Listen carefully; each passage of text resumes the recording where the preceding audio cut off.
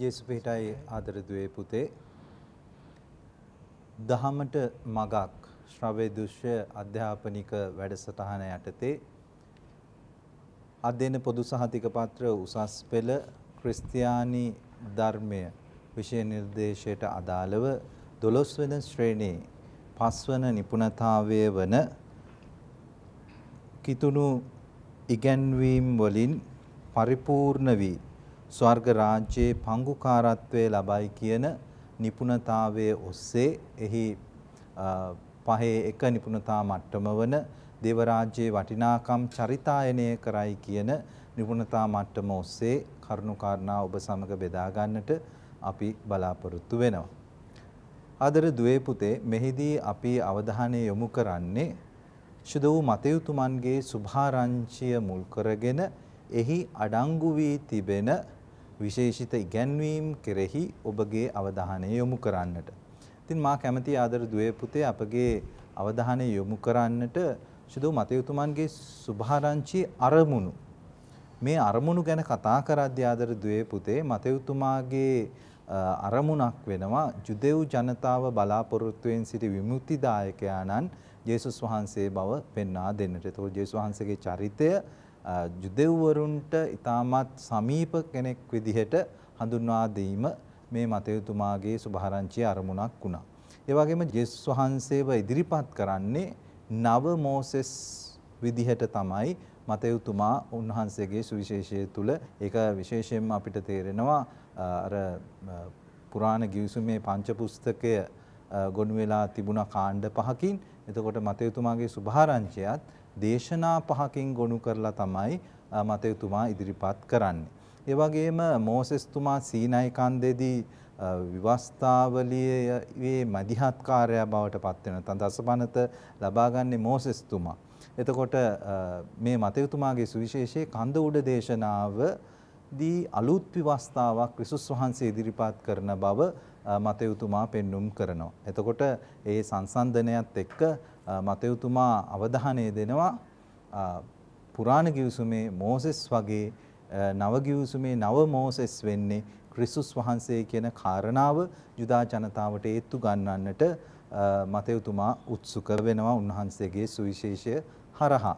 ඒ වගේම අපි තවත් වැදගත් වූ කාරණාවකට අවධානය යොමු කරද්දී අරමුණක් විදිහට ජේසුස් වහන්සේගේ ඉගැන්වීම් කාර්යයට වැඩි තැනක් මෙහිදී ලබා දෙනවා මේ මතයුතුමාගේ සුවිශේෂය තුල.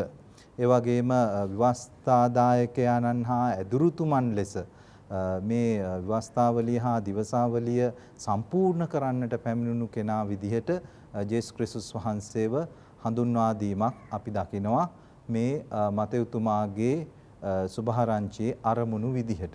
ඒ වගේම අපිට අවධානය යොමු කරන්න පුළුවන් මේ මතයුතුමාගේ සුභාරංචියේ තිබෙන දේශනා පහ. ටිකවර පංච පුස්තකයේ පොත් පහ තිබුණා වගේ මතයුතුමා මේ දේශනා පහක් ඔස්සේ තමයි උන්වහන්සේගේ සුභාරංචිය ගොනු කරලා තිබෙන්නේ. එතකොට මේ දේශනා පහ ඔස්සේ තමයි ආදර දුවේ පුතේ විවිධ ඉගැන්වීම් මතයුතුමා ඉදිරිපත් කරන්නේ ක්‍රිස්තුස් වහන්සේ කියන ලද. ඒකට ක්‍රිස්තුස් වහන්සේ ඉගැන්වීම් මේ දේශනා පහ ඔස්සේ මතයුතුමා ජුදා ජනතාවට ලබා දෙන්නට පරිශ්‍රමයක් දරලා තිබෙනවා. එහිදී විශේෂයෙන්ම කන්දුඩ දේශනය, ධර්මදූත සේවාව පිළිබඳ දේශනය, උපමා පිළිබඳ දේශනය, ශුද්ධ සභාව හා එහි අධිකාරීත්වයේ පිළිබඳ දේශනය, ඒ වගේම යුගාන්තය පිළිබඳ දේශනය යනාදී වශයෙන් දේශනා පහක් ඉදිරිපත් කරනවා. මා මේ අවස්ථාවේදී කැමති ආදර දුවේ පුතේ මෙහි පළමු දේශනය වන කන්දුඩ දේශනය ගැන කරුණු කාරණා ඔබට පහදා දෙන්නට උදේ ගුරුතුමාට මා ආරාධනා කරනවා. ආදර දුවේ පුතේ මතේ සුභාරංචිය තුල පස්වෙනි පරිච්ඡේදයේ සඳහන් කරන කන්දඋඩ දේශනය තුළින් ක්‍රිස්තුන් වහන්සේ ඉදිරිපත් කරන ධර්මතාවයන් පිළිබඳව අපි අවධානය යොමු කළොත් එහෙම මෙම කන්දඋඩ දේශනය පස්වෙනි පරිච්ඡේදයේ සඳහන් වුණත් අපි හත්වෙනි පරිච්ඡේදය දක්වාම කියවාගෙන යනකොට අපි දකිනවා මේ පස්වෙනි පරිච්ඡේදය නැත්නම් කන්දඋඩ දේශනය තුළ ඉදිරිපත් කරන ධර්මතාවයන් ඒ ජීවිත ක්‍රමය අඛණ්ඩව හත්වෙනි පරිච්ඡේදය දක්වාම විස්තර කිරීමක් අපි මේ සුභාරංචිය දක්න ලැබෙනවා. අපි විශේෂයෙන්ම පැරණි ගිවිසුම පිළිබඳව කතා කරනකොට පැරණි ගිවිසුමේ ජනතාවට මඟ පෙන්වීම සඳහා තිබූ නීති පද්ධතිය උනේ දස පනත. අපි නව ගිවිසුමේ ජනතාවක් හැටියට අවධානය යොමු කරනකොට එක්තරා ආකාරයකට අපිට නව ගිවිසුමේ නීති පද්ධතිය හැටියට මේ භාග්‍ය 8 නැත්නම් කන්දෝඩ දේශනය සලකන්නට පුළුවන්. මොකද මේ කන්දෝඩ දේශන තුළ තමයි භාග්‍ය 8 තුලින් ඉදිරිපත් කරනවා ජීවිත මාර්ගයක්. නැත්නම් ජීවිතේ යහපත් කරගන්නට අපි කුමක් කළ යුතුද? අනේ සඳහා එක්තරා ආකාරයක මඟ පෙන්වීමක් තමයි මේ තුල තියෙන්නේ. විශේෂයෙන්ම යහපත් ගුණගරුක ජීවිතයක් සඳහා මෙතුලින් මඟ පෙන්වීමක් කරනවා. එතනදී අපි අවධානය යොමු කරන්නට ඕනේ මේ මංගල වාක්‍ය පිළිබඳ. නැත්නම් කන්දෝඩ දේශනේ භාග්‍ය 8 මේ විවිධ නම් වලින් හඳුන්වන මේ මංගල වාක්‍යයන් සම්බන්ධයෙන් කතා කරනකොට අපි දකිනවා ඒකේ බොහොම ඉතා සරල විධානයන් තියෙන්නේ. බොහොම සරලව අපිට ඉදිරිපත් කරනවා මේ දේ කළොත් ඔබට මෙන්න මේ වගේ දෙයක් හිමි වෙනවා කියන එක. හැබැයි ඒත් එක්කම අනතුරු ඇඟවීමකුත් තියෙනවා. කියනවා සිතින් අපි දිලිඳුකම අත්දැක්කොත් එහෙම බැහැපත් වුණොත් නිහතමානී වුණොත් ඔබට හිමි වන වාසනාවන්ත තත්වය මේකයි. ඔබ වැරදි කළොත් ඊර්ෂ්‍යා කළොත් කොහොක ජීවිතයක් ගත කරනවා නම් ඔබට අත් වෙන තත්වය මේකයි කියන එක. ඉතින් ඒ නිසා යම් අනතුරු ඇඟවීමකුත් අපි මේ තුර දකිනවා. ඒක එක්තරා ආකාරයෙන් අපි බැලුවොත් එහෙම සුද්ධ බයිබලයේ හිතෝපදේශයේ ඉදිරිපත් කරන පඬිවදන් අපි දකිනවා. අන්න ඒහා සමානවම උපහැරණ අනාවැකි ආදිය යම්කිසි ආකාරයක ගැඹුරින් ඉදිරිපත් කිරීමක් අපි දකිනවා මේ මංගල වාක්‍ය තුල. මේ භාග්‍ය 8 එහෙම නැත්නම් මංගල වාක්‍ය එහෙම නැත්නම් කන්ද උඩ දේශනය පිළිබඳව අපි කතා කරනකොට කිතුණුවාට සදාචාරාත්මක හා ශීල ධර්මානුකූල ජීවිතයක් සඳහා ආරාධනා කිරීමක්. සදාචාරාත්මක කියලා කියන්නේ අපි කොහොමද ජීවත් වෙන්නට ඕනේ? අනිත් අය ගැන හිතන්නේ කොහොමද? අපි ගැන හිතන්නේ කොහොමද? අපේ අධ්‍යාත්මයට නැඹුරු වෙන්නේ කොහොමද? මෙන්න මේ ආකාරයට යහපත් චරිතායනයක් සඳහා මඟ පෙන්වීමක් සඳහා ආරාධනා කරනවා මේ තුල. ඒ අනුව ජීවිතයේ ගෙවීමේදී ශුද්ධවන්ත භාවයට කොහොමද පිවිසෙන්නේ අපි? ශුද්ධවන්තව ජීවත් වීමේ වැදගත්කම ගැන කතා කරනවා. ඒ නිසා එක්තරා ආකාරයක් අපි ගත්තොත් එහෙම කිතුණු ජීවිතේ කැඩපත මේ භාග්‍ය 8 කියලා අපිට කියන්නට පුළුවන්. ඒ නිසා අපි දකිනවා මේක ඉතාමත් වැදගත් කාරණාවක්. ඒත් එක්කම අපි දකිනවා තවත් අපි ඉදිරියට යනකොට මේ කාරණාවන් හා සම්බන්ධව භාග්‍ය 8 එහෙම නැත්නම් භාග්‍ය තුලින් ඉදිරිපත් කරන්නා වූ උරුමය. ඒ උරුමය තමයි දේව රාජ්‍යය. ඒතර මේ දේව රාජ්‍ය අයිති කර ගැනීම සඳහා මොනවද කරන්නට ඕනේ කියලා ඉදිරිපත් කරනවා. ඒත් එක්කම එහෙනම් ක්‍රිස්තුන් වහන්සේ ඉදිරිපත් කරන සරලම කාරණාව තමයි දේව රාජ්‍යය උරුම කර ගන්නට අප තුල සිතේ දිලිඳුකමක් ඇති වෙන්නට ඕනේ කියන එක. අපි සමහරකට දිලිඳුකම කියලා කතා කළාම හිතන්නේ භෞතික වශයෙන් ලෞකික වශයෙන් දිලින්දෙක් කියන එකයි. කොයිතරම් ලෞකිකව දිලින්දෙක් වුණත් වැඩක් නැහැ. ආධ්‍යාත්මිකව දිලිඳු භාවය අත්දකින්න අපිට බැරි නම්. ඒ නිසා උන්වහන්සේ අපිට කතා කරලා කියන්නේ මේ පණිවිඩය තුලින් සිත තුළ ඇති කරගත යුතු දිලිඳු භාවය ගැනයි. එහෙනම් අපි හැම කෙනෙකුගේම ජීවිතයේ අරමුණ වෙන්නට ඕනේ සිතෙහි දිලිඳුකම ඇති කර ගැනීම තුළ භාග්‍යවන්තයෙක් වීම. ඒතර භාග්‍යවන්තයි කියලා කියන්නේ ඒ සඳහා ඉදිරිපත් කරන අදහස භාග්‍යවන්ත වීම එහෙම නැත්නම් සිතේ ප්‍රීති ප්‍රමෝදය ඇතිවීම ආශිර්වාදය ලැබීම මෙන්න මේ වචන සඳහා භාවිත කරන ග්‍රීක වදන තමයි මකාරියෝයි කියන වචනය. ඒතර මකාරියෝයි කියන වචනේ ගම්ම්‍ය වෙන අදහස් කීපයක් භාග්‍යවන්ත භාවය ප්‍රීති ප්‍රමෝදය ඇතිවීම ආශිර්වාදලත් ජීවිතයක් ඇතිවීම මෙන්න මේ කාරණාවන්. ඒතර සාමාන්‍ය ජීවිතේ භාග්යක් එහෙම නැත්නම් වාසනාවක් හැටියට සලකන දේවල් දේව රාජ්‍ය තුල වාසනාවන්ත හෝ භාග්‍යයන් හැටියට ක්‍රිස්තුන් වහන්සේ ඉදිරිපත් කරන්නේ නැහැ. සමහරක් වෙලාවට ලෞකික වශයෙන් අපි හොඳයි කියලා හිතන දේවල් දේව රාජ්‍ය තුලදී ක්‍රිස්තුන් වහන්සේ හොඳ දේවල් හැටියට ඉදිරිපත් කරන්නේ නැහැ. උදාහරණයකට සාමාන්‍ය සතුටු වීම දේව රාජ්‍ය තුලදී සමහරක් වෙලාවට දුකක් වෙන්නට පුළුවන්. අපි ලෞකික ජීවිතය තුලදී දුක වේදනාව අත්දැක්කොත් එහෙම ඒ දේ දේව රාජ්‍ය තුල ලබන්නා වූ වාසනාවක් හැටියට ක්‍රිස්තුන් වහන්සේ මෙතන අපිට ඉදිරිපත් කිරීමක් දක්වන්න ලැබෙනවා.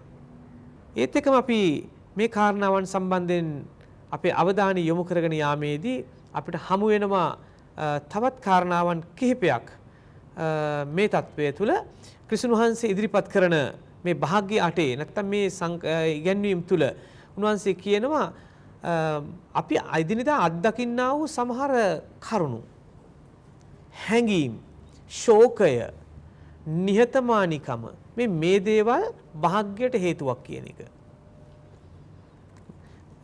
සාමාන්‍ය සමාජය තුළ ශෝකය කියන දේ දුකට හේතුවක්. ඒක අභාග්‍යයක් හැටියට මිනිස්සු සලකන්නේ. නැත්නම් ක්‍රිස්තුන් වහන්සේ කියනවා ශෝකය වාසනාවට හේතුවක්. ඒකම නිහතමානීකම, යුක්තිගරුක බව, දයාව, පිරිසිදු සිතකින් ජීවත් වීම. දැන් මේ දේව රාජ්‍ය අත්පත් කර ගැනීම සඳහා හේතු වන භාග්‍යයන් හැටියට ක්‍රිස්තුන් වහන්සේ ඉදිරිපත් කරන කාරණාවන්. එතකොට ඇත්ත වෙනුවෙන් සාමය ඇති කිරීම වෙනුවෙන් දුක් පීඩා විඳලා ජීවිත තර්ජන වලට මුහුණ දෙන මරණයක් දකින මිනිස්සු ක්‍රිස්තුන් වහන්සේ ඉදිරිපත් කරන මේ තුල වාසනාවන්තයන් හැටියට. ඒත් එක්කම දේව රාජ්‍යයේ ගුණාංග සම්බන්ධයෙන් කතා කරනකොට උන්වහන්සේ තවත් ඉදිරිපත් කරනවා අප අත්දකින වරප්‍රසාද හා යුතුයකම් පිළිබඳව. කන්දෝඩ දේශනය තවත් ආකාරයෙන් ඉදිරිපත් කරන මංගල දේශනයක් හැටියට. ඒතර ක්‍රිස්තුන් වහන්සේ ඉදිරිපත් කරනවා මේ භාග්‍ය අත්දැකීම තුළ දේව රාජ්‍යයේ ගුණාංග අත්පත් කරගන්න පුළුවන්. ඒක අපි ලබන වරප්‍රසාදයක්. ඒක මතේතුමාගේ සුභාරංචිය පිළිබඳව අපි කතා කරනකොට ක්‍රිස්තුන් වහන්සේව හඳුන්වා දෙන්නේ දේව රාජ්‍ය ලෝකයට ප්‍රකාශ කළ ගුරුවරයාණන් හැටියට, ගුරු දේවයාණන් හැටියටයි. ඒතර ක්‍රිස්තුන් වහන්සේ දේව රාජ්‍ය ප්‍රකාශ කරන ජනතාවට ඇවිල්ලා. දැන් දේව රාජ්‍ය කියන්නේ මොකක්ද කියන එක ඔබ මේ වෙනකොට අවබෝධ කරගෙන නැති කියලා විශ්වාස කරනවා අපි. ඒතර උන්වහන්සේ විශේෂයෙන් මෙතනදී කන්දවුඩ දේශනාවේදී මේ කාරණාව ඉදිරිපත් කරනවා. කන්දවුඩ දේශනේ උන්වහන්සේ ඉදිරිපත් කරන පරමාර්ථය. පරමාර්ථය තමයි ධර්මිෂ්ඨකම තුළ උන්වහන්සේ අනුගමනය කරන යම් කිසි පුද්ගලයෙක් ධර්මිෂ්ඨව යහපත් ජීවත් වෙනවා නම් ඒ ධර්මිෂ්ඨකම අර එදා සමාජයේ හිටපු විනයදරයන් පරිසිවරයන් කතා කරන ධර්මිෂ්ඨකමට වඩා එහා ගිය සැබෑ ඇතුළාන්ත ධර්මිෂ්ඨකමක් කියන එක. මොකද එදා පරිසිවරුන් විනයදරයන් ධර්මිෂ්ඨයි කියලා මවාපෑවා. හැබැයි ඔවුන්ගේ ජීවිත තුළ ඒක අභියෝගයට ලක් වුණා. මොකද ඔවුන් සමහරකට සමාජයේ බාහිර අයට පෙනෙන්නයි මේ தත්ත්වය ක්‍රියාත්මක කළේ. නමුත් ක්‍රිස්තුන් වහන්සේ කියනවා නව මෝසෙස් කෙනෙක් හැටියට උන්වහන්සේ අලුත් ව්‍යවස්ථාවක් දෙනවා. පැරණි කිවිසුමේ මෝසෙස් තුමා සීනායි කන්දේදී දෙවියන් වහන්සේගේ පනත ඉදිරිපත් කරනවා. නව කිවිසුම උතරත් අපි දකිනවා ක්‍රිස්තුන් වහන්සේ නව මෝසෙස් කෙනෙක් හැටියට මේ නව ව්‍යවස්ථාව ජනතාවට දානය කිරීම. ඒතක අපි දකිනවා ක්‍රිස්තුන් වහන්සේ පැරණි ව්‍යවස්ථාව නැත්නම් මෝසෙස්ගේ නීතිය, පැරණි කිවිසුමේ නීතිය අවලංගු කරන්න ආවේ නැහැ. උන්වහන්සේ පැරණි කිවිසුමේ නීතිය නැත්නම් ව්‍යවස්ථාව පූර්ණත්වයට පත් කළා. ඒ පූර්ණත්වයට පත් කිරීම තුළ නව ප්‍රේමී ව්‍යවස්ථාවක් දානය කරනවා. ක්‍රිස්තුන් වහන්සේ මේ පූර්ණත්වයට පත් කිරීම තුළ උන්වහන්සේ අපිට ආරාධනා කරනවා දේව රාජ්‍යයට ඇතුල් වෙන්න ඔබ කැමති නම් ඔබ සමාජය තුළ ලුණු බවට පත් වෙන්නට ඕනේ. ලුණු බවට පත් වෙලා සමාජය රසවත් කරන්නට ඕනේ. ඔබ දේව රාජ්‍යයට ඇතුල් වෙන්න කැමති නම් ඔබ ආලෝකයක් වෙන්නට ඕනේ. සමාජයේ ආලෝකමත් කරන්නට පුළුවන් වෙන්නට ඕනේ. මේ තුලින් උන්වහන්සේ ඉදිරිපත් කරනවා අපේ සිත් තුළ තියෙන අවගති ඉවත් කරලා ඇතුළාන්ත සැබෑ පිරිසුදුකමක් ඇති කරගෙන ජීවත් වීමේ අවශ්‍යතාවය ගැන. බොහෝ අවස්ථාවල අපි දකිනවා අද සමාජය තුළ බාහිර සමාජයට පෙනෙන්නට මේ සියලුම ලක්ෂණ තිබුණත් අභ්‍යන්තරික වශයෙන් මේ தත්ත්වය දක්වන්න ලැබෙන්නේ නැහැ. භාග්‍ය අර්ථතර ක්‍රිස්තුන් වහන්සේ ඉදිරිපත් කරන්නේ ඒකයි සැබෑ ජීවිත වෙනසක් සඳහා අධ්‍යාත්මික වෙනසකට මුල පුරන්නට නම් කිතුනුවා තුළ සැබෑ වෙනසක් ඇති වෙන්න නම් මේ භාග්‍ය 8 උපකාරී කරගන්නට පුළුවන් කියන කාරණාව ක්‍රිස්තුන් වහන්සේ මේ මතේ සුභාරංචිය ඇසුරෙන් ඉදිරිපත් කරනවා. ඊළඟට දයාබර දූ දරුවනි අපි මතයතුමාගේ සුවිශේෂයේ දෙවන දේශනය ධර්මදූත සේවය පිළිබඳ දේශනය පිළිබඳව කරුණාකාරණා ඔබ හමුවේ තබන්නට මා ආරාධනා කරනවා නිමාලි ගුරුතුමියට. දරුවනේ ධර්මදූත සේවය පිළිබඳ දේශනය ප්‍රධාන වශයෙන් කරුණු තුනකින් හඳුන්වලා දෙන්න පුළුවන්. මෙම කරුණු වලින් පළවෙනි කරුණ ලෙස ක්‍රිස්තුස් වහන්සේ ශ්‍රාවකයන් 12 දෙනා කැඳවීම මතෙව් 10:1 සිට 4 දක්වා වගන්ති ගන්න පුළුවන්. ක්‍රිස්තුස් වහන්සේ තම මෙහෙවර නොකඩවා ඉදිරියට ගෙන යාම සඳහා ශ්‍රාවකයන් 12 දෙනෙකු තෝරාගෙන තියෙනවා. උන්වහන්සේගේ මෙහෙවර තමා අශුද්ධාත්ම දුරු කිරීමේ බලය සහ සියලු ආකාර ලෙඩ රෝග සුව කිරීමේ බලය. මෙම පාඨයට අනුව උන්වහන්සේ තම ශ්‍රාවකයන් 12 දෙනා තමන් වෙත කැඳවා වගකීම් දානය කර තියෙනවා. තමන් වහන්සේගේ සුභාෂ්ණ ප්‍රකාශ කරමින් දේව රාජ්‍යයේ සලකුණු වශයෙන් ප්‍රබල ක්‍රියාවන්හි යෙදෙමින් ප්‍රායෝගික පුහුණුවක් තම ශ්‍රාවකයන් 12 දෙනාට දීම උන්වහන්සේගේ අරමුණ වුණා. එසේ කැඳ වූ ශ්‍රාවකයන් 12 දෙනෙක් වූ අතර ඔවුන් නම් පේදුරු නම්ලත් සීමොන්, පේදුරුගේ සොහොයුරු ඇන්ඩ්‍රු, සෙබදිගේ පුත් ජාකොබ්, මහා ජාකොබ්තුමා කියලා අපි හඳුන්වනවා, ජාකොබ්ගේ සොහොයුරු ජොහාන්, පිලිප්, බර්තලෙමෙව් හෙවත් නතානියෙල්, තෝමස්, අයකමියකු මතෙව්, අල්පෙවුස්ගේ පුත් ජාකොබ්, ජූඩ් තදේවුස්, අන්තවාදී සීමොන් සහ ජුදාස් ස්කාරියෝත්. ශ්‍රාවකයන් සඳහා භාවිතා වන ග්‍රීක වචනය වන්නේ මතටේස් යන වචනයයි. එහි තේරුම වන්නේ වෙනත් අයෙකුගෙන් ඉගෙනුම ලබන තැනැත්තා. මොවුන් ක්‍රිස්තුස් වහන්සේ සමගම ජීවත් වෙමින් ඉගෙන ගනිමින් උන්වහන්සේගේ දූත මෙහෙට පංගුකාරීන් වූ පුද්ගලයන් බැවින් ශ්‍රාවකයන් යනුවෙන් නව ගිවිසුමේ ඔවුන්ව හඳුන්වා දෙති. යවන ලද තැනැත්තා යන අදහස ඇති අපොස්තොලොස් යන ග්‍රීක වචනේ සිංහල අනුවාදය අපොස්තලවරයා හෙවත් ප්‍රේරිතවරයා යන්නයි. අපොස්තලවරු වශයෙන් මොවුන් 12 දෙනා හඳුන්වා දෙන අතර මොවුන් ක්‍රිස්තුස් වහන්සේගේ ප්‍රසිද්ධ ජීවිතය, මරණය සහ උත්ථානයේ ඇසින් දුටු සාක්ෂිකාරයන් වූහ.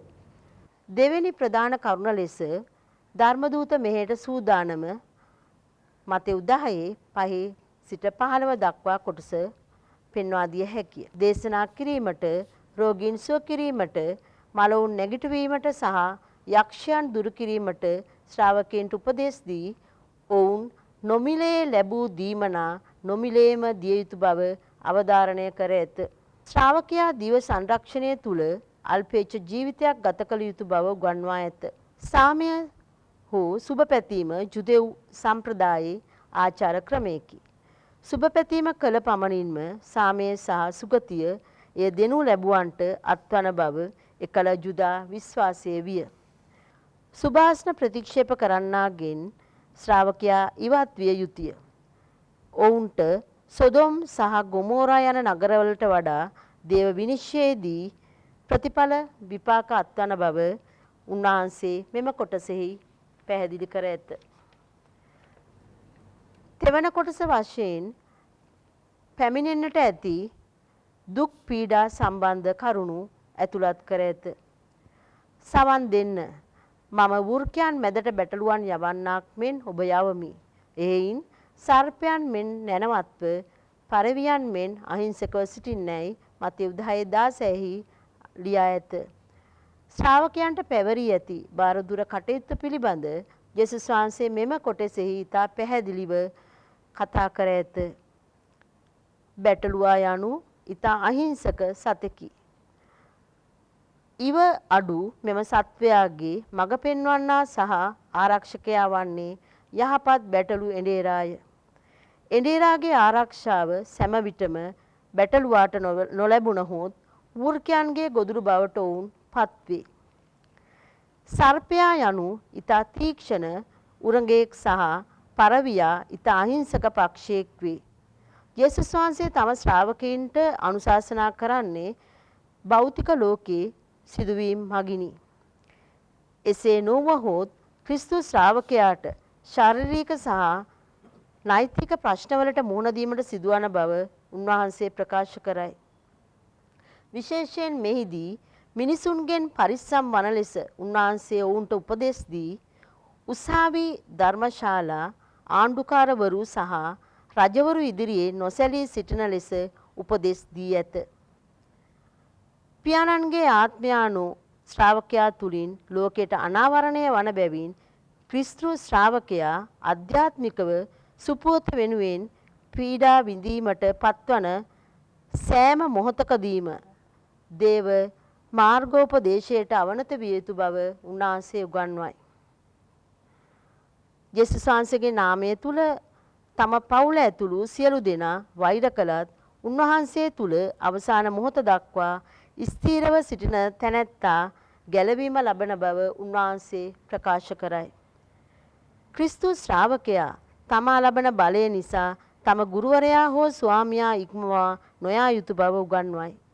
මන්ද ශ්‍රාවකයාට බලය ලැබී ඇත්තේ තම ගුරුවරයා හෝ ස්වාමියාගෙන් බැවිනි. නිහතමානීව තමා ලබන තත්වය පිළිබඳ ශ්‍රාවකයා තෘප්තිමත් විය යුතුය. සුපුවත නිසා ශ්‍රාවකයා ලබන අවමාන, පීඩා, අභියෝගවලට ශුද්ධවන්තව ශුද්ධාත්මික මඟ පෙන්වීම තුළ මුහුණ දිය යුතු බව උන්වහන්සේ උගන්වයි.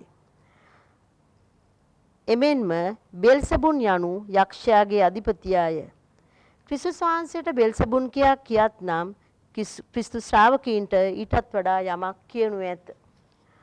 මෙම කොටස තුල අවසාන විස්තරය පැහැදිලි කරනවා නම් මෙම පාඨයේ යේසුස් වහන්සේ ශ්‍රාවකයන්ට නැවත ප්‍රකාශ කර ඇත්තේ මිනිසුන්ට බිය නොවන ලෙසය. බිය යුත්තේ ආත්මයටද ශරීරයටද විනාශ කරන තැනන් වහන්සේට පමණක් බව උගන්වයි. එසේම ගේ කුරුල්ලන් දෙදෙනෙකුට වඩා ශ්‍රාවකයා අගනේය. එකල වෙනත පොළෙහි තුට්ටුවකට ගත හැකි පඳුර වූයේ ගේ කුරුල්ලන් ජෝඩුවක් පමණි. රෝම තඹකාසියක් වූ මෙහි වටිනාකම වූයේ ඩිනාර් නමින් හැඳින්වූ කාසියෙන් 10න් පංගුවකි. හිසකේ පවා ගැන ඇති ස්වාමින් වහන්සේට කුරුල්ලන් රාශියකට වඩා ශ්‍රාවකයා වටිනා බව උන්වහන්සේ උගන්වයි. එම නිසා ක්‍රිස්තුස් වහන්සේ කෙරෙහි විශ්වාසය තබා ඇති ශ්‍රාවකයන් තම පවුලේ සුපුවත ප්‍රතික්ෂේප කරන පුද්ගලයන්ගෙන් පවා හිංසා පීඩාවට පත්වන බව උන්වහන්සේ පවසා ඇත. එම නිසා ක්‍රිස්තුස් ශ්‍රාවකයා සිය කුරුසිය දරාගෙන උන්වහන්සේ පසුපස යා යුතු අතර ක්‍රිස්තුස් වහන්සේට පමණක් ප්‍රේම කිරීම ජීවිතයේ ප්‍රමුඛ ස්ථානය කරගත යුතුය. දේව කැමැත්ත පමණක් සෙවීමෙන් හා ක්‍රියාවට නැංවීමෙන් ක්‍රිස්තුස් වහන්සේට සහ ශුද්ධ සභාවට සාක්ෂි දැරිය යුතුය. මරණ දණ්ඩනයට නියම වූ තැනැත්තා තම කුරුසිය හෝ එහි හරස් දණ්ඩ කරපිට උසුලාගෙන මරණයට පත් කරනු ලබන ස්ථානය කරා යා යුතු වේ. උන්වහන්සේ මෙම රූපකය මගින් තම අනුගාමිකයන් මරණයට මුහුණ දෙන ආකාරය පැහැදිලි කළේය. සැබෑ ජීවිතය ලබාගත හැක්කේ තමකම නසා ගැනීමෙන් පමණකි. මතෙව් 10:40ට අනුව ශ්‍රාවකයන් 12 දෙනා මේ සියල්ල දැක ගැනීමටත් ඇසීමටත් අත්දැකීමටත් වාසනාවලත් පිරිසකි. එබැවින් ආදර දරුවනි, බෞතිස්මය තුල අපද උන්වහන්සේගේ ශ්‍රාවකයන් මෙන් අභියෝගවලට මුහුණ දෙමින් සුභාරංචිය සකල ලෝකයේ පුරා ක්‍රියාත්මක කිරීමට කැප විය යුතුය. ආදර දරුවනි, මතයුතුමාගේ සුවිශේෂයේ දේශනා 5 ගැන අපි කරුණු කාරණා කතා කරද්දී දැන් අපි දේශනා 2ක තිබෙනා වූ අන්තර්ගතය ගැන කරුණු කාරණා කතා බහට ලක් කරා.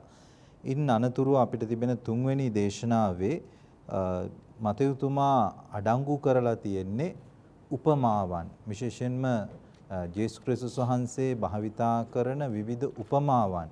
මේ උපමාවන් හැම එකක්ම මතයුතුමා යොමු කරලා තියෙන්නේ දේව රාජ්‍ය පිළිබඳ කරුණු කාරණා පැහැදිලි කරලා දෙන්නට.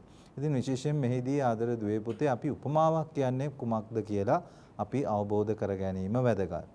සමාජ ජන ජීවිතයට ඊටා සමීප සිද්ධීන් ඇතුළත් කරන ලද කුඩා කතන්දරයකට තමයි මේ උපමාවක් කියන්නේ. එතකොට මේ උපමා කතාව තුළ අපි දකින්නේ අපේ එදිනෙදා ජීවිතයේ සිදුවුණු සිද්ධියක්. ඒ සිද්ධිය භාවිතා කරලා දෙවියන් වහන්සේ පිළිබඳව, දේව රාජ්‍ය පිළිබඳව පණිවිඩයක් ක්‍රිස්තුස් වහන්සේ උන්වහන්සේගේ ශ්‍රාවකයන්ට, උන්වහන්සේව අනුගමනය කරන පුද්ගලයන්ට ලබා දුන්නු බව මතයුතුමා මෙම උපමා පිළිබඳ දේශනය තුලදී ඉදිරිපත් කරනවා. එතකොට මෙහිදී ගැඹුරු ධාර්මික කරුණක් සරලව තේරුම් කරලා දෙන්නට අරමුණු කරගෙන තමයි මේ උපමාවන් ක්‍රිස්තුස් වහන්සේ භාවිතා කරන්නේ. එතකොට ඒ බව ඊටමත් හොඳින් අපිට පැහැදිලි වෙනවා. විශේෂයෙන්ම මතු පිට අර්ථයට එහා ගිය මතු පිට අර්ථයට එහා ගිය අර්ථයක් ගැබ් වෙලා තියෙනවා මේ හැම කතාවකදීම. එතකොට මේ හැම කතාවක්ම යොමු කරන්නේ මතයුතුමා දේව රාජ්‍ය පිළිබඳ කරුණුකාරණා ඉදිරිපත් කිරීමේ අරමුණෙන්. එතකොට අපිට පැහැදිලි වෙනවා ආදර දුවේ පුතේ මේ උපමා පිළිබඳව කතා කරද්දී මතයුතුමාගේ සුවිශේෂයේ මේ උපමා පිළිබඳ දේශනේ උපමාවන් 7ක් ඉදිරිපත් කරනවා. මේ 7 අපි අවධානය යොමු කරද්දී ඒක ඉතාමත් වැදගත්. විශේෂයෙන්ම සමහර උපමාවන් ඇත්තටම අපි බැලුවොත් ඉතාමත් හොඳින් අධ්‍යයනය කරොත් මේ දේව රාජ්‍යය පිළිබඳ උපමාවන් සමහර ඒවා මතයුතුමාගේ සුවිශේෂයේ පමණක් සඳහන් වෙන උපමා විදිහට අපිට දකින්නට පුළුවන්. එතකොට මේ අපි දකින පුරන්නා පිළිබඳ උපමාව එය මාක්තුමාගේ සුවිශේෂය, ඒ වගේම ලූක්තුමාගේ සුවිශේෂය සඳහන් වෙනවා. අබෑටේ පිළිබඳ උපමාව මාක්තුමාගේ සුවිශේෂයේ, ශුද්ධෝ ලූක්තුමාගේ සුවිශේෂය සඳහන් වෙනවා. මොහොන් පිළිබඳ උපමාව ලූක්තුමාගේ සුවිශේෂය සඳහන් වෙනවා. එතකොට කිරිඳි පිළිබඳ උපමාව මතෙව්තුමාගේ සුවිශේෂයේ පමණයි.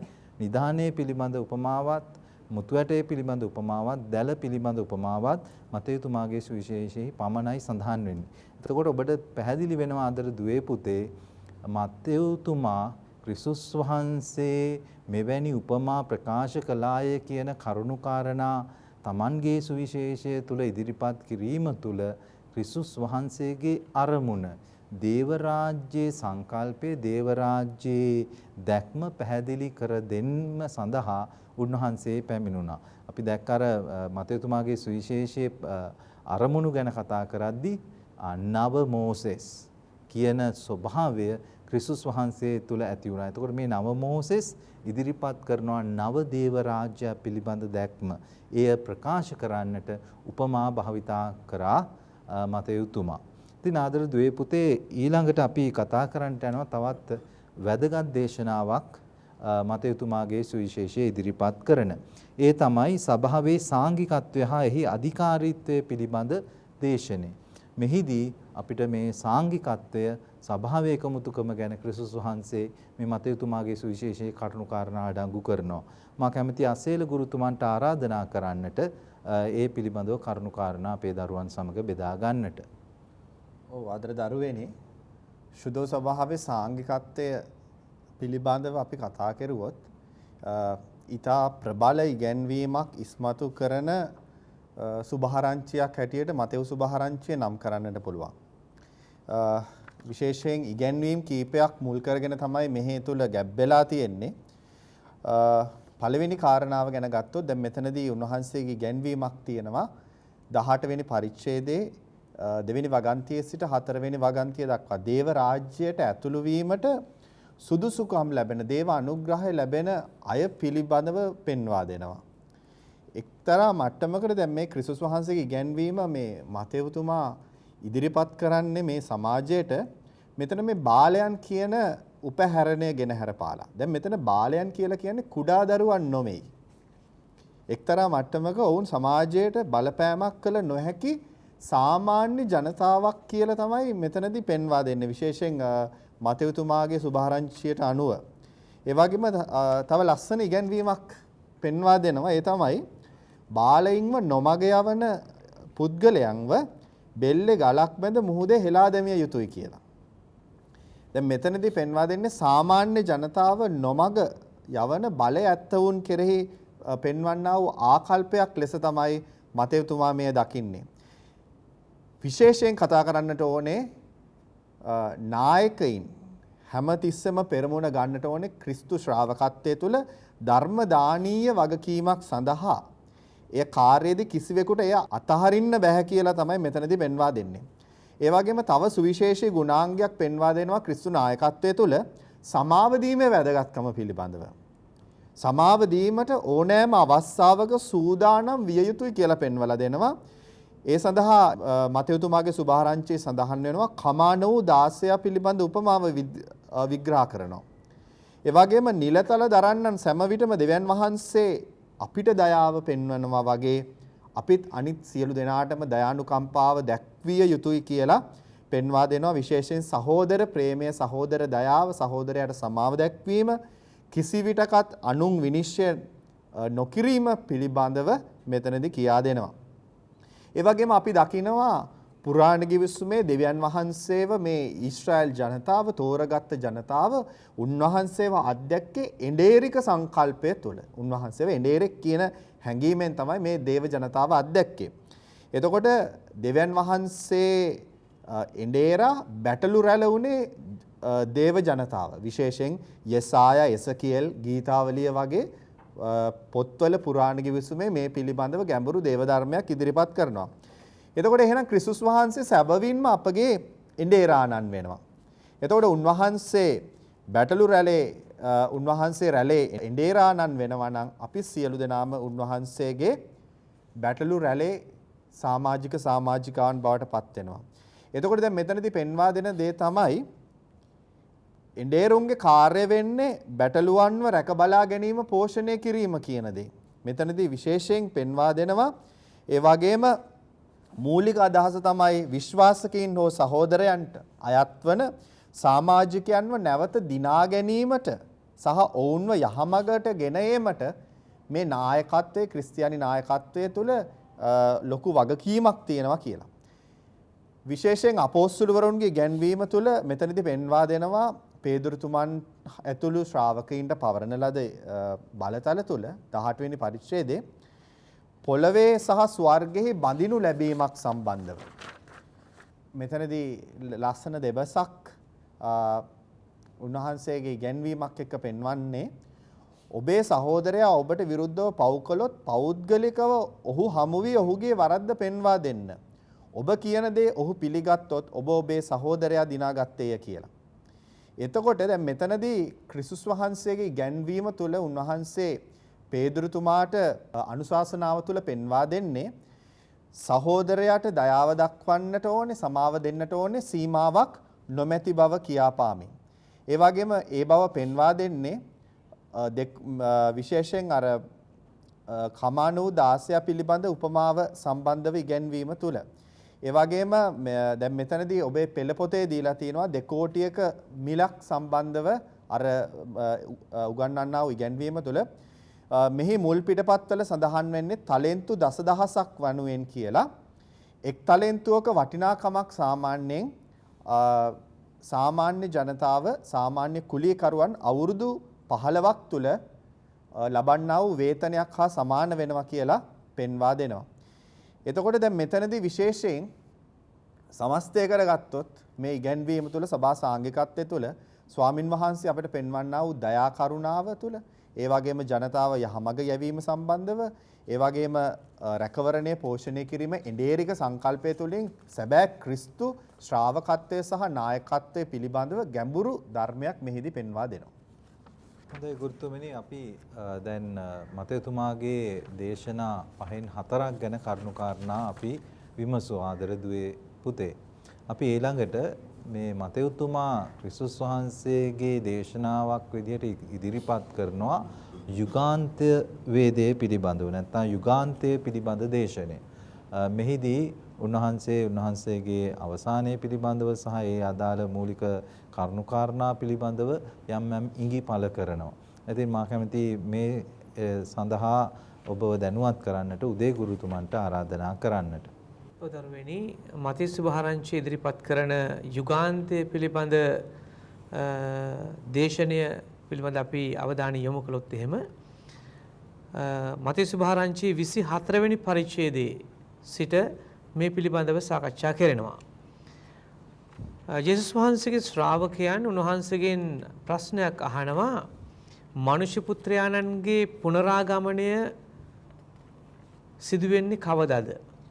කල්පාන්තය වෙන්නේ කවදද කියන එක ක්‍රිස්තුන් වහන්සේගෙන් උන්වහන්සේගේ ශ්‍රාවකයෝ විමසනවා.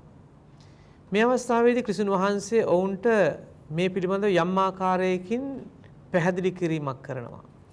උන්වහන්සේ කියනවා ඒ දේවල් සිදු වෙනකොට මෙන්න මේ සලකුණු අපට දැක ගන්නට පුළුවන් වේවි.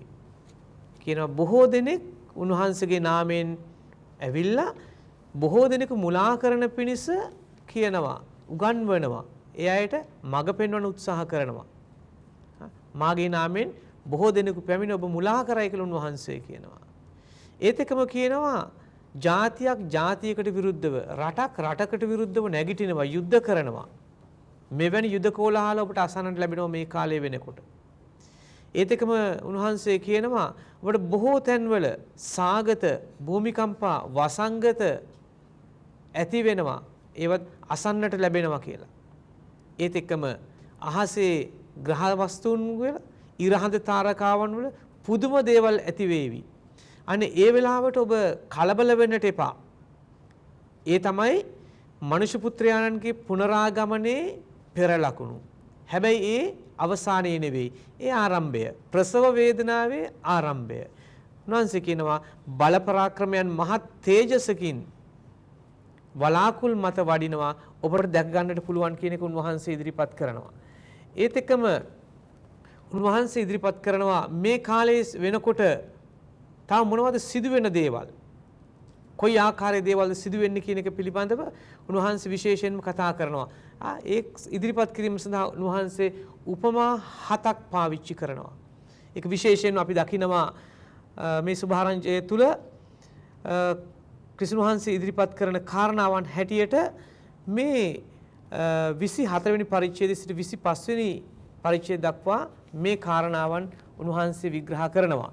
එතනදී විශේෂයෙන්ම කියනවා අත්තිකා ගස පිළිබඳ උපමාව. අත්තිකා ගසේ ඇති වෙන తත්වය වෙනස්කම් ඔබ දකිනකොට ඔබ හඳුනා ගන්න මේ කුමක්ද සිදු වෙන්නේ කියන එක. ඒත් එකම කියනවා කෙතෙහි මනුෂ්‍යයන් දෙදෙනෙක් එකට කටයුතු කරනවා. නමුත් එතනින් එක්කෙනෙක්ව ගන්නවා, අනිත් එක්කෙනාව අතහැර දමනවා. ඒත් එකම කියනවා ස්ත්‍රීන් දෙදෙනෙක් එකම ඇඹරුම් ගලක එකට වැඩ කරනවා. ඒ වුණාට එක්කෙනෙක්ව ගන්නවා, එක්කෙනෙක්ව අතහරිනවා. මේ උපමා තුලින් වහන්සේ පෙන්වන උත්සාහ කරනවා සූදානම් වීම තුල අපි හැම මොහොතකම සූදානම් වෙන්නට ඕනේ. ඒ තමයි ස්වර්ග රාජ්‍ය නැත්නම් ක්‍රිස්තුන් වහන්සේගේ පැමිණීමට අපි සූදානම් වෙන්නට ඕනේ. ඒ සූදානමින් සෑම දෙයක්ම කරන්නට ඕනේ කියන එක. ඒත් එකම ඉදිරිපත් කරනවා විශ්වාසවන්ත සහ අවිශ්වාසවන්ත දාසයන් පිළිබඳව. එතකොට අපි අද විශේෂයෙන්ම ක්‍රිස්තුන් වහන්සේගේ දහමට උන්වහන්සේ අපිට කියා දෙන අනුව ආකාරයට ජීවත් වීමට විශ්වාසවන්තවද කටයුතු කරන්නේ. ඒ දහමේ විශ්වාසවන්ත සේවකයෝද අපි. ඒ සමග උන්වහන්සේ අපිට ඉදිරිපත් කරන තවත් යුවතියන් 10 දෙනා පිළිබඳ උපමාව. විවාහ මංගල්‍යයක් හා සම්බන්ධයෙන් විවාහ මංගල සූදානම්ව සිටින යුවතියන් 10 දෙනා පිළිබඳව. එතනදී මනාලයක් හැට උන්වහන්සේ ඉදිරිපත් කරනවා මනාලයා පැමිණෙන්නේ කිසිවෙකු නොදන්නා වූ පැයක. ඒ පැමිණෙන මොහොතේදී පහන් දැල්වීම සඳහා තෙල් ඇතිව පහන් සූදානම් කරගෙන සිටියොත් ඒ අයට මේ අවසාන මොහොතේදී උන්වහන්සේ සමග එක් වෙන්නට පුළුවන් කියන එක. ඒත් එක්කම දාසයන් තිදෙනා පිළිබඳ උපමාව අපිට ඉදිරිපත් කරනවා මෙතනදී. දාසයන් තිදෙනාගේ උපමාවෙන් විස්තර කරන විශේෂයෙන්ම ටැලන්තු පිළිබඳ උපමාව. උන්වහන්සේ අපිට දීලා තියෙන හැකියාවන්, දක්ෂතාවයන් පිළිබඳව අපි කෙසේද කටයුතු කරන්නේ. ඒ පිළිබඳව මීට පෙර ඔබට හසේද ගුරුතුමා විස්තර කළ දුන්නා මේ ටැලන්තු හා සම්බන්ධයෙන්. එතකොට මේ අපිට ලැබී තිබෙන දේවල් අපි උන්වහන්සේ නැවත බාර දෙන්නේ කොහොමද? එතකොට අපිට විවිධ හැකියාවන්, දක්ෂතාවන් උන්වහන්සේ දීලා තියෙනවා. කවදා හෝ දිනයක උන්වහන්සේ පැමිණෙනකොට අපි ඒවා අපේ දක්ෂතාවයන් සම්පූර්ණ කරගෙන ඒවා නාස්ති නොකර දේව රාජ්‍යයේ අන් අයගේ සුබසිත වෙනුවෙන් කටයුතු කළාද කියන එක පිළිබඳව උන්වහන්සේ අපෙන් විමසනකොට අපිට පිළිතුරු දෙන්නට පුළුවන්ද? ඒත් එක්කම අවසන් වශයෙන් ඉදිරිපත් කරනවා එළුවන් සහ බැටළුවන් පිළිබඳ උපමාව. උන්වහන්සේගේ අවසාන විනිශ්චයේදී බැටළුවන්ගෙන් එළුවන් වෙන් කරන්නාක් මෙන් මම ඔබ වෙන් කරනවා. එතකොට බැටළුවන් මගේ දකුණු පැත්තට, එළුවන් වම් පසට.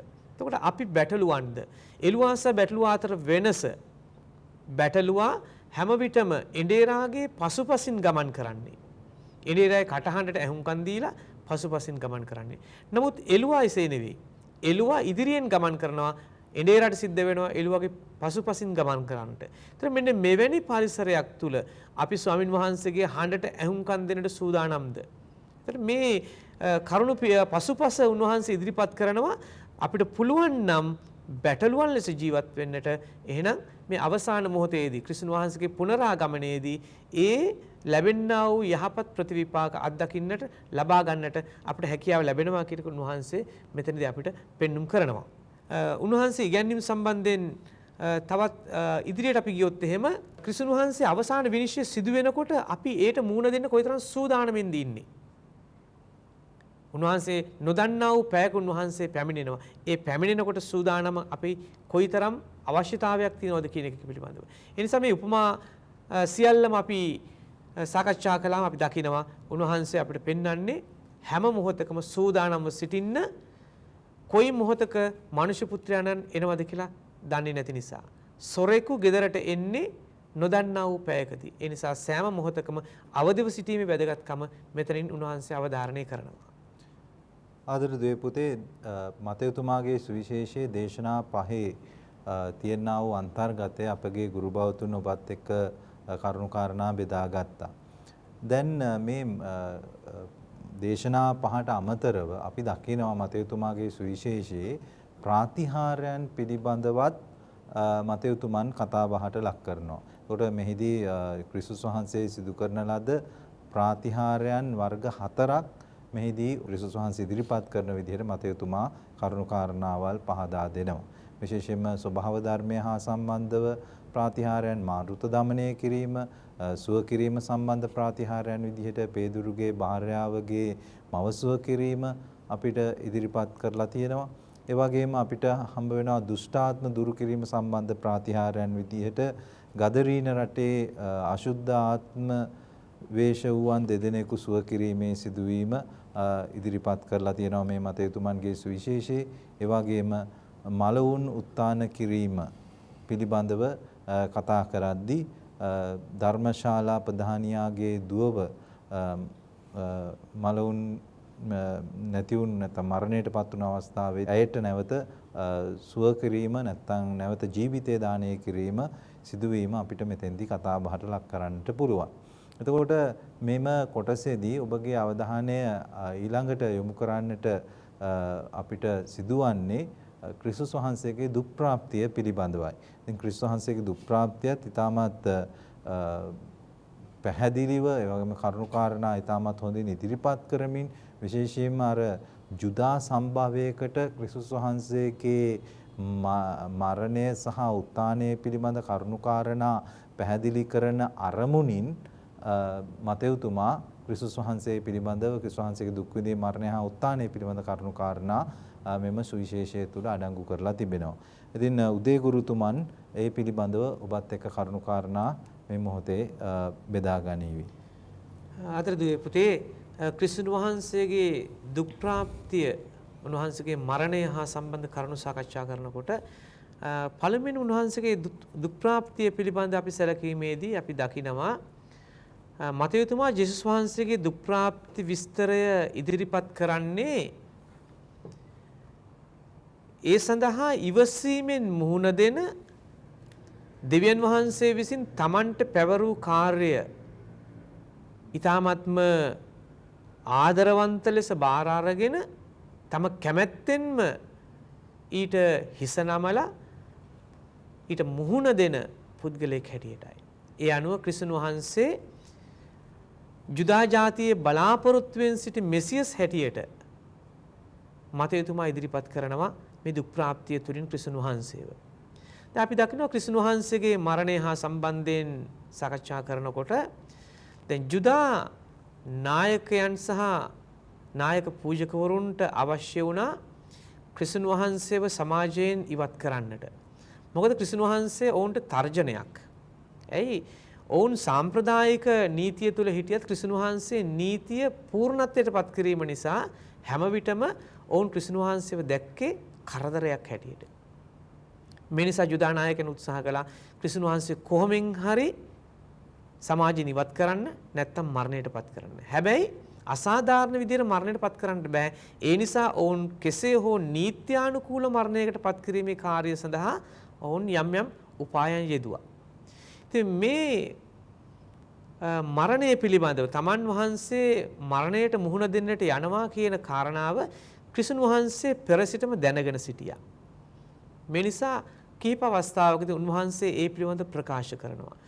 අපි දකිනවා මේ දුක් විඳීමේ පෙර ප්‍රකාශයක් හැටියට ක්‍රිස්තුන් වහන්සේ සිමොන්ගේ ගෙදර භෝජනයට සහභාගී වෙන අවස්ථාවේදී එතනට එන ස්ත්‍රිය ක්‍රිස්තුන් වහන්සේගේ පාද Tamanගේ හිසකෙස් වලින් පිස දමලා අවසානයේදී සුවඳ ආලේප කරන අවස්ථාවක් ගැන. ඒතර මේක සිදු වෙන්නේ බෙතානියේදී. බෙතානිය තියෙන්නේ ජෙරුසලමට නැගෙනහිර පැත්තෙන්. පුංචි ගමක් මේක. ලාදුරු රෝගියෙක් හැටියට හිටපු සීමොන් නැමැත්තාව උන්වහන්සේ සුව කරනවා. මෙන්න මේ සුව කරපු සීමොන් තමයි ක්‍රිස්තුන් වහන්සේට කතා කරන්නේ Tamanගේ ගෙදරට ආහාරයට කැම ගන්න එන්න කියලා. ඒ නිසා ක්‍රිස්තුන් වහන්සේ මේ ආරාධනය පිළිගෙන ඔහුගේ ගෙදරට යනවා. අන්න ඒ අවස්ථාවේ තමයි මේ ස්ත්‍රිය පැමිණෙන්නේ එතනට ඇවිල්ලා සුවඳ විලවුන් ආලේප කරන්නේ. එතකොට මේක ඊටාමත් මිල අධික සුවඳ විලවුන් බඳුනක්.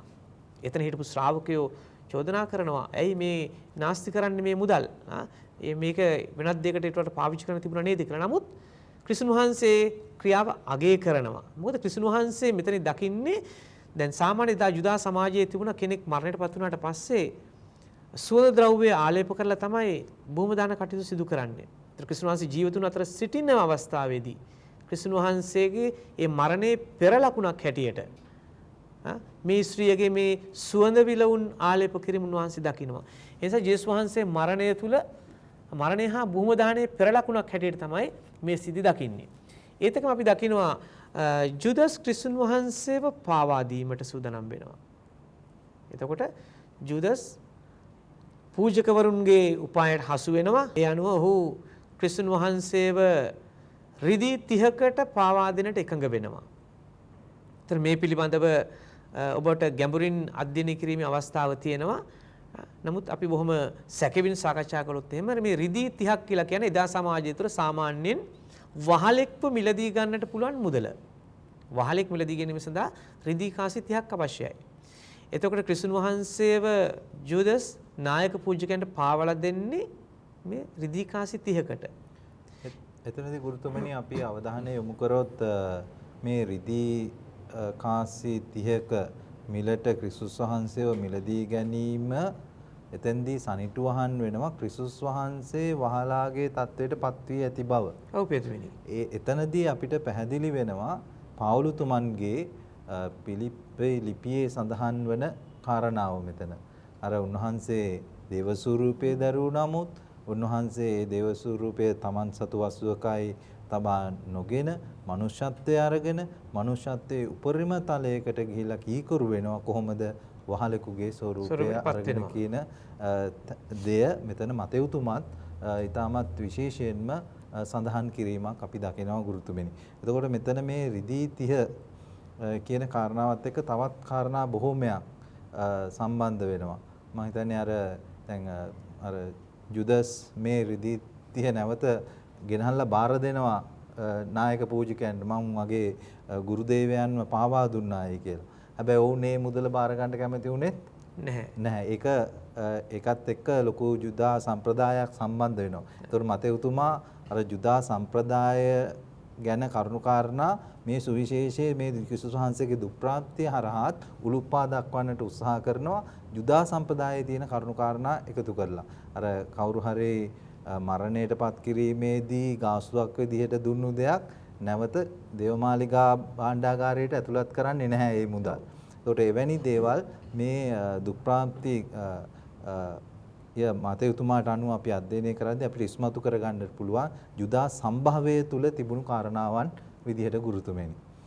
ඊට පස්සේ මේ රිදී 30 දීලා වුන් ක්‍රිස්තුස් වහන්සේව පාවා දුන්නායින් පස්සේ මේ පාස්කු මංගල්‍ය හා බැඳින කටයුතු ගොඩාක් මෙහිදී කතා කරනවා ගුරුතුමනි. එතකොට මේ විශේෂයෙන්ම නුමුහුන් රොටි මංගල්‍ය ඒ පැවැත්ුණා දින 7ක් පුරාවට. එතකොට මේවා ඔක්කොම අර ජුදා පසුබිම් තමයි මතයුතුමා උලුප්පා දක්වන්නට උත්සාහ කරන්නේ. ඒ පිළිබඳව අපේ දරුවන් දැනුවත් කරොත් ගුරුතුමනි. ඔව් පිටුමේ. දැන් මෙතනදී ජූදස් ක්‍රිස්තුන් වහන්සේව පාවා දෙන්නේ අද අපි කතා කරන විදිහට ගත්තොත් මහා බ්‍රහස්පතින්දා දවසක. ඒ කියන්නේ ක්‍රිස්තුන් වහන්සේ ගෝලයන් සමග අන්තිම රාත්‍රී භෝජනය වැළඳුවාට පස්සේ. එතකොට මේ අන්තිම රාත්‍රී භෝජනය සඳහන් වෙනවා සුභාරංචි තුල විවිධ ආකාර සඳහන් වුණත් මේ පාස්කු භෝජනය කියන අදහස. ඒතර ක්‍රිස්තුන් වහන්සේ පාස්කු භෝජනයට සහභාගී වෙනවා. ඒතර පාස්කු භෝජනය තුළ සිදුවෙන්නේ නුමුහුන් රොටි සැමරීමක්. ඒතර නුමුහුන් රොටි මංගල්‍යයක්. ඒකේ පාස්කු මංගල්‍ය සම්බන්ධ අපි වෙනත් නිපුණතාවයක් යටතේ සම්බන්ධව සාකච්ඡා කරලා තියෙනවා. බොහොමයක් කතා කරනවා. සාකච්ඡා කරලා තියෙනවා. ඒතර එහි එක පිළිවෙතක් විදිහට තමයි මේ නුමුහුන් රොටි පිළිවෙත එන්නේ. ඔව්. මෙතනදී මේ පිළිවෙත පවත්වනවා. මේ පිළිවෙත සඳහා සහභාගී වෙන්නේ ඇත්තටම ඊ타මත්ව සමීප සබඳතාවයක් තියෙන මිත්‍රත්වයකින් බැඳුණු පිරිසක්. එතකොට දැන් මෙතනදී ජූදස් ක්‍රිස්තුන් වහන්සේව පාවා දෙනවා. එතකොට එතන සිදුවෙන්නේ ඔහු කරන්නේ ද්‍රෝහී ක්‍රියාවක්. එතකොට ප්‍රශ්නයක් මතුවෙනවා. එතකොට දැඩි මිත්‍රත්වයකින් බැඳුණු පිරිසක් විසින් සැමරිය යුතු භෝජනයකට ජූදස් සහභාගී වීම තුළ ඒක ඒ භෝජන සංග්‍රහයට කරපු නිග්‍රහයක්ද මේක? අපිට මෙතන ගැටලුවක් මතුවෙනවා. මොකද ඔහු ද්‍රෝහී ක්‍රියාවක් කරන මිත්‍රයෙක් නෙවෙයි. මිත්‍රයෙක් නොවන කෙනෙක් කොහොමද එහෙනම් මේ භෝජනයට සහභාගී වෙන්නේ කියන කතාව. ඉතින් කොහොම වුණත් ඒ පිළිබඳව දීර්ඝව සාකච්ඡා කරන්නට පුළුවන්කම තියෙනවා. නමුත් ඒ පිළිබඳව ඔබට තවදුරටත් ඔබේ මේ විෂය අධ්‍යයනය කරන්න බලාපොරොත්තු වෙනවා නම් අනාගතයේදී ඔබට ඒ පිළිබඳව වැඩිදුර අධ්‍යයනය කිරීමේ අවස්ථාව ලැබෙනවා. කොහොම වුණත් අපි දකිනවා මේ පාස්කු භෝජනය කියන පසුබිම තුල තමයි මේ සිදුවීම් සිදු වෙන්නේ. ඒතර පාස්කු භෝජනයේදී අපි දකිනවා උන්වහන්සේ ක්‍රිස්තුන් වහන්සේ භෝජනේ පිළිවෙතට නව අර්ථකථනයක් දෙනවා. නවාර්ථකථනයක් දිලිවෙලා ඒ රොටියක් අරගෙන උන්වහන්සේ කියනවා මේ නිකන් රොටියක් නෙවෙයි මේ තියෙන්නේ මගේ ශරීරය. මොකද මේක givisum සංකල්පයත් givisumක් එක්ක බැඳෙන කාර්යයක් නිසා. ඒත් එකම මිදි රස කුසලාන අරගෙන කියනවා මේ තියෙන්නේ මගේ රුධිරය. මොකද මේ කාලේ අපි දකිනවා givisumක් ස්ථිර කරන්නේ රුධිරයෙන්. ඒතකොට දැන් මේ ක්‍රිස්තුන් වහන්සේ විසින් නව givisumක් පිහිටවන්නට සූදානම් වෙන මොහොතේ කවදාද පාස්කු පසුබිමක. ඒ නිසා උන්වහන්සේගේ ශාරීරික සහ රුධිරය කියන සංකල්පය මෙතනින් උන්වහන්සේ මතු කරනවා. එතන ගුරුතුමනි අපිට ඊටමත් ලස්සනට පැහැදිලි කර මේක සංසන්දනාත්මකව බලන්න පුළුවන් සීනායි givisum ස්ථීර කිරීම. අර මොසෙස් අර සතාගේ රුධිරය වාජන දෙකකට අරගෙන එකක් අල්තාරයේ මතත් අනිත් එක ඒ ජනතාව මතත් ඉසිනවා. එතකොට නව givisum තුල ක්‍රිස්තුස් වහන්සේ තමන්ගේ ශ්‍රී ශරීරය තමන්ගේ ශ්‍රී රුධිරය මේ සමස්ත ජනතාව වෙනුවෙන් ඔප්පු කිරීමක් අපි දකිනවා නව givisum තුළ. එතකොට මේ අර මම ඉස්සෙල්ලත් ප්‍රකාශ කරපු කාරණාව ජුදා පසුබිම ඒ ආකාරයෙන්ම අරගෙන ක්‍රිස්තුස් වහන්සේ ඒ ජුදා වත්පිළිවෙත් නවමු අර්ථකථනයකින් ඉදිරිපත් කරපු ආකාරය උලුප්මා දක්වන්නට මතයුතුමා පුදුමාකාර විදිහට උත්සාහ දරපු බව මෙතෙන්දී පේනවා ආදර දුවේ පුතේ. ඊට පස්සේ අපි දකිනවා ගුරුතුමනි මේ ක්‍රිස්තුස් වහන්සේ විසින් දෙවියන් වහන්සේ හා මිනිසයා අතර මිත්‍රත්වයේ හිමිකාරත්වයේ ලබා ගන්නවා. එතකොට මේ අලුත් මිදිවුෂ පානය කිරීමත් එක්ක ක්‍රිස්තුස් වහන්සේගේ මේ ජීවිත පරිත්‍යාගය කොහොමද givisumක් බවට පත් වුනේ? දැන් අර පුරාණ givisumේ සත්වයක පූජා කරලා පවත්වන givisum ස්ථීර කරන givisum ක්‍රිස්තුන් වහන්සේ මෙතනදී නව අර්ථකථනයට ගේනවා. ඒ තමයි මිනිස් රුධිරයෙන් තමයි මේ givisum උන්වහන්සේ ඇති කරන්නේ. එතකොට දැන් අපි තවත් කාරණාවක් අවබෝධ කර ගන්න ඕනේ. ක්‍රිස්තියානි ඇදහිල්ල තුල පදනම තියෙන්නේ මෙතනයි. විශ්වාසයේ පදනම් වෙන්නේ මෙතනයි. ඒතර ක්‍රිස්තුන් වහන්සේ දෙවියන් වහන්සේ සමග මේ මිත්‍රත්වයට අපිව සම්බන්ධ කරන්නේ මෙන්න මේ නව givisum තුල උන්වහන්සේ හෙළන රුධිරය තුලයි. ඒතර උන්වහන්සේ ප්‍රකාශ කරනවා මතු දිනයක දෙවියන් වහන්සේගේ රාජ්‍ය නැවත ප්‍රකාශ වෙන තෙක් මම මේ මිදිවිෂ පානය කරන්නේ නැහැ කියන එක. හේතුව ඒ දක්වා මේ givisum ස්ථිරයෙන් පවතිනවා. ඒතර අපි දකිනවා එහෙනම් මේ ක්‍රිස්තුන් වහන්සේගේ ලේ වැගිරීම මරණය තුල මිනිසුන්ට අත්වන්නට යන්නා වූ මහා ප්‍රතිලාභය කියන්නට බැරි තරම් උත්තරීතර වූ උත්කෘෂ්ඨ භාවයකට මිනිස්සු ඔසවා තබන තත්වයකට ක්‍රිස්තුන් වහන්සේ උන්වහන්සේගේ ලේහෙලීම තුල මිනිස්සුව රැගෙන යනවා. ඒතර මෙන්න මේ කාරණාව තමයි මෙතනදී ඉතා පැහැදිලිව ඉස්මතු වෙන්නේ. මතේතුමා ඉතා ගැඹුරින් මේ සංකල්පය ඉදිරිපත් කරනවා. ක්‍රිස්තුන් වහන්සේගේ මේ givisum තුල කොහොමද උන්වහන්සේ අපිට ඉදිරියට යාම සඳහා නැත්නම් සදාතනික ජීවිතේ පවත්වා ගැනීම සඳහා හිමිකාරත්වය ලබා දෙන්නේ කියන කාරණාව. එතනදී ඒත් එක්කම අපිට ඊළඟට මතුවෙන තව කාරණාවක් තියෙනවා. මේ සියල්ල තුල උන්වහන්සේගේ දුක් විඳීම කියන කාරණා. දැන් දුක් විඳීම සම්බන්ධයෙන් අපි කතා කරනකොට සමහරක් විට කෙනෙක් හිතන්නට පුළුවන් යූදස් ක්‍රිස්තුන් වහන්සේ පාවා දීපු නිසා තමයි ක්‍රිස්තුන් වහන්සේ දුක් විඳින්න සිදු වුණේ කියන එක. නෑ. එය තමයි ප්‍රවේශය. නමුත් ඇත්තටම යේසුස් වහන්සේගේ දුක් විඳීම නැත්නම් යූදස් පාවා දීම දුක් විඳීම අහඹු සිදුවීමක් නෙමෙයි. මේක දෙවියන් වහන්සේගේ දේව සැලැස්මේ තමත් එක්තරා කොටසක්. එතකොට මෙතනින් අපිට පෙන්වනවා එක දෙයක් ක්‍රිස්තුන් වහන්සේ ඕනෑම දෙයක් අපි ඉවසාගෙන හිටියොත් එහෙම ජයග්‍රහණය අත් කර ගන්නට පුළුවන් කියන එක. අපි සාමාන්‍ය එදිනෙදා ව්‍යවහාරයේදී කියන සමහර දේවල් අපි මේක මහා කුරුසයක් කියලා. නමුත් අපි තේරුම් ගන්නේ නැහැ කුරුසයක් කියන එකේ අර්ථය. මොකද කුරුසයක අවසානයේ තියෙන ජයග්‍රහණයක්, ගැලවීමක්, විජයග්‍රහණයක්. ඒතර මෙතනින් ක්‍රිස්තුන් වහන්සේ පෙන්වනවා එහෙනම් යමක් ඉවසා දරාගෙන අපිට ඉන්නට පුළුවන් නම් ගැලවීමේ ජයග්‍රහණය අත් කර ගන්නට පුළුවන් කියන එක. මෙතනදී විවිධ ගැටලු වලට මතෙව් සංඝය මුහුණ දෙනවා මේ සම්බන්ධයෙන්. ඒ තමයි ක්‍රිස්තුන් වහන්සේ ඉදිරිපත් කරන අභියෝගය. මේ කුරුසය සම්බන්ධයෙන් ක්‍රිස්තුන් වහන්සේ අභියෝගයක් ඉදිරිපත් කරනවා. ඒ තමයි යමෙක් මා අනුගාමී වන්නට කැමති නම් තමකම නසා කුරුසය දරාගෙන මා පසුපස එන්න කියන එක. ඒතර ක්‍රිස්තියානි ජීවිතය කියලා කියන්නේ එහෙනම් සැප විඳින්නට පුළුවන් සුඛෝභෝගීව ඔහේ ඉන්නම් වාලේ ඉඳගෙන ජීවත් වෙන්න පුළුවන් දෙයක් නෙමෙයි. සැබෑ අධ්‍යාත්මික ලෙස දුක් විඳින අන් අය ගැන සහෝදරයා ගැන හිතන සහෝදරයා වෙනුවෙන් කැප වෙන ජීවිතයක්. එහෙම කියන්නට හේතුව ක්‍රිස්තුන් වහන්සේ ඉගැන්වීම වෙන්නේ මා ඔබට ප්‍රේම කළාක් මෙන් ඔබත් එකිනෙකාට ප්‍රේම කරන්න. ඒතර එහෙනම් අපිට පුළුවන් වෙන්නට ඕනේ මේ පසුබිම තුළ සහෝදරයට ප්‍රේම කරන්න. සහෝදරයට ප්‍රේම කරන්න නම් අපිට අනිවාර්යයෙන්ම සිද්ධ වෙනවා අකමැත්තෙන් හරි දුක් විඳින්නට. මෙන්න මේ සංකල්පය ඉදිරිපත් කරන්න පාද. ඔව් හොඳයි. අපිට එතකොට මේ අවස්ථාවේ මේ මතෙව්තුමාගේ ඉදිරිපත් කරන මේ ක්‍රිස්තුස් වහන්සේගේ දුක් විඳීම ගැන කරුණාකාරණා අපි කතා කරද්දී අපිට තවත් කාරණාවක් අපිට මේ දුක් ප්‍රාප්තිය ඔස්සේ අපිට කතා කරන්න පුළුවන් විශේෂයෙන්ම මේ નિયમિત මොහොත ලං වී ඇත. මේ සඳහා ග්‍රීක වචනය කයිරෝස් කියන පදේ තමයි භාවිතා කරලා තියෙන්නේ. එහිදී පැය හෝ මොහොත කියන අදහස ඉස්මතු වෙනවා. ඒතකොට ජේසුස් වහන්සේ සූදානම් වුණේ මේ මොහොතටයි. උන්වහන්සේව මීට පෙර ආවා යුදෙව් ජනතාව නැත්නම් යුදෙව් නායකයන් උන්වහන්සේව අල්ලගන්න. නමුත් උන්වහන්සේ මේ මොහොත වෙනකන් හිටියා.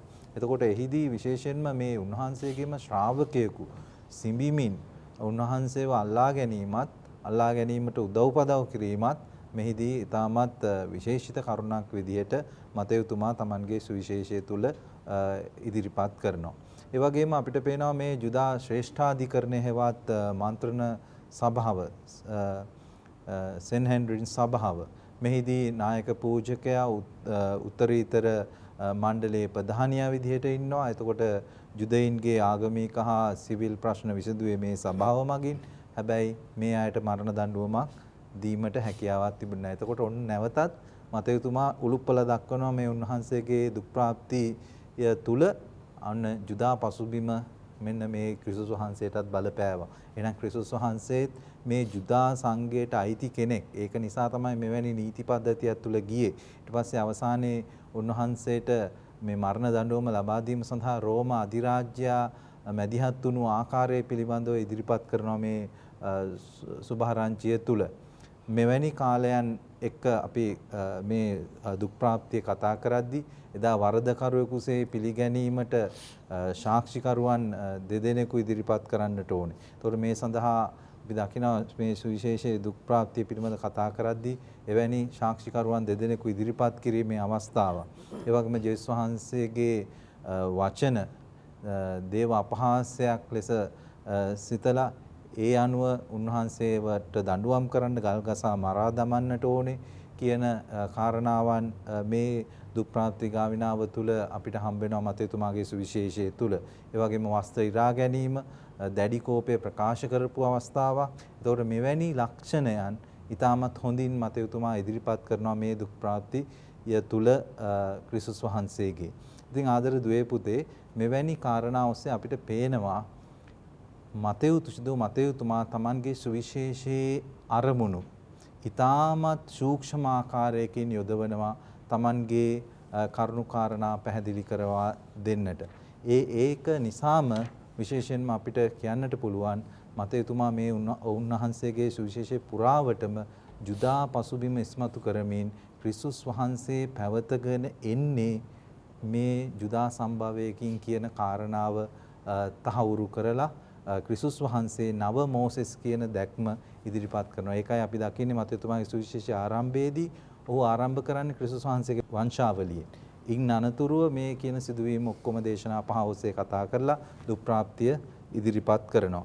එතකොට මේ ආකාරයෙන් අපිට දකින්නට පුළුවන් ආදර දුවේ පුතේ ඊටමත් සැකවින් අපි මේ කරුණු කාරණා ඔබත් එක්ක බෙදාගත්තේ අවසානයේ උන්වහන්සේගේ දුක් විඳීම මරණය හා උත්ථානයේ සිදුවීම් වලදී උත්ථානයේ පළමු සාක්ෂිකරුවන් විදිහට යම් භාවිතා කරන පුද්ගලයන් පිළිබඳව ඉස්මතු කරලා කතා බහට ලක් කරලා තියෙනවා. ඉතින් ආදර දුවේ පුතේ මේ කරුණු කාරණා සියල්ල අපි මතයතුමාගේ සුවිශේෂී ගැන්වීම් විදිහට තමයි මේ විෂය නිර්දේශය තුල කරුණු කාරණා ගොනු කර තිබෙන්නේ. ඉතින් මේවා ඔබ වැඩියෙන් අධ්‍යයනය කරන්න විශේෂයෙන්ම සුවිශේෂයත් ළඟ තබාගෙන මේ විෂය කරුණු අධ්‍යයනය කිරීම අතිශයින් වැදගත්.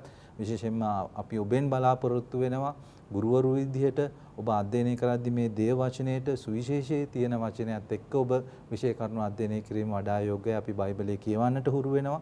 එවැනි ආකාරයෙන් ඔබ අධ්‍යයනය කරොත් ඔබට විෂය කරුණු ටික ඔබගේ ජීවිතයට ලබාගෙන ඔබගේ ජීවිතය අධ්‍යාත්මිකව ගොඩනගා ගන්නවා වගේම ඔබගේ විභාග ජයග්‍රහණය කරත් ඔබට යන්නට ශක්තිය ධෛර්යය ලැබේවි. එහෙනම් ආදර දුවේ පුතේ අදට අපි මෙම වැඩසටහන සමාප්ත කරනවා.